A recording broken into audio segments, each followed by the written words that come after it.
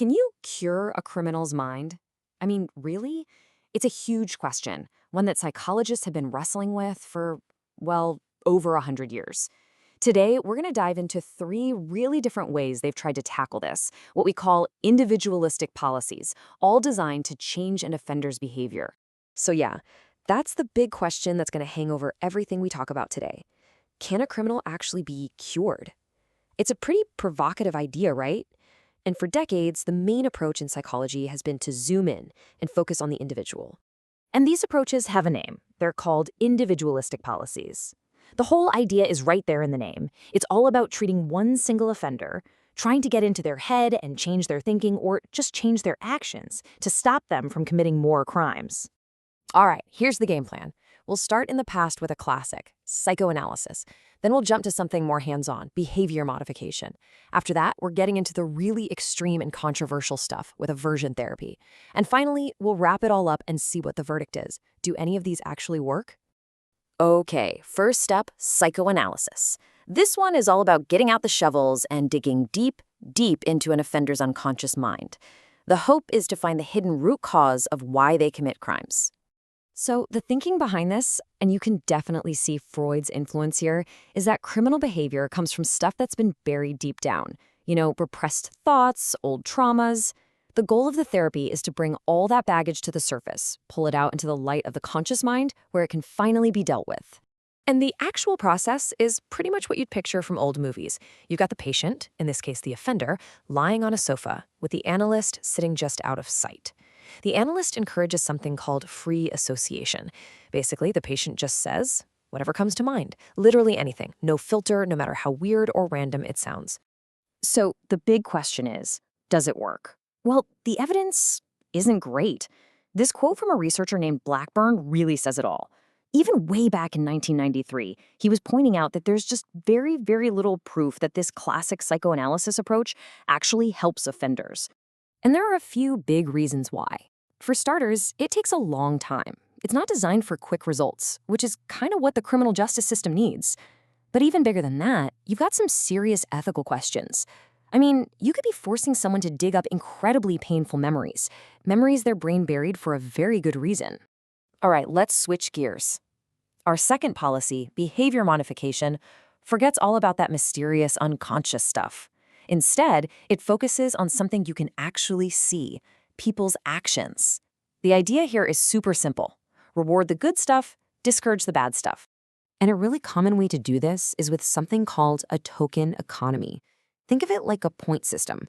When prisoners follow the rules, they earn tokens, and those tokens can be traded for privileges, like getting more visits from their family. It's all about positive reinforcement, hoping it makes them want to keep behaving well. You see this in real life. In the UK prison system, for instance, they have an official version called the Incentives and Earned Privileges Scheme. And the goal isn't just about trying to fix the individual offender. It's also about making the whole prison a safer, more orderly place for everyone, the staff and the inmates. Okay, so does this one work? Well, it's a mixed bag. There's some good news. A study back in 1975 looked at a buddy system for young offenders that used these ideas, and it actually showed real improvement. But here's the catch, and it's a big one. The improvements tend to fade away. As soon as the offender gets out of prison, away from that reward system, the good behavior often goes right out the window with it. It's mostly a short-term fix. Okay, now for our third policy. And buckle up, because this one is by far the most controversial. It's called aversion therapy. This approach uses conditioning, but it's trying to do something really intense, completely rewire an offender's physical and emotional reactions to things. So why would anyone try something so extreme? Well, the logic comes from theories like one from Hans Eysenck.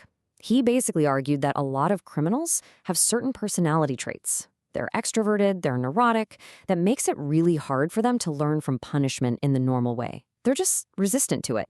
So, if standard punishment doesn't work on someone, what do? Well, according to Eysenck's theory, you just have to hit them with a much, much stronger dose of conditioning. And that is exactly what aversion therapy is. And the process is pretty grim.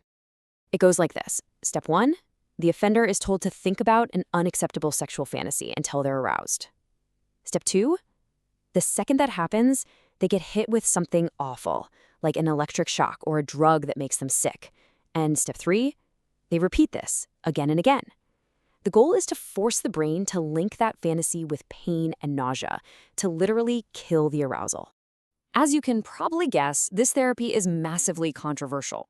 For one thing, it barely works. Any success it has is usually very limited and doesn't last. But more importantly, today it's pretty much universally seen as a human rights abuse. It has a particularly dark history of being used to try and cure gay people. Okay, so we've looked at 3 really different ways to treat the criminal mind. What's the final verdict? Let's just put them all side by side and see where we land. So you've got psychoanalysis, which is all about digging up repressed thoughts, but it's slow, ethically tricky, and doesn't really work.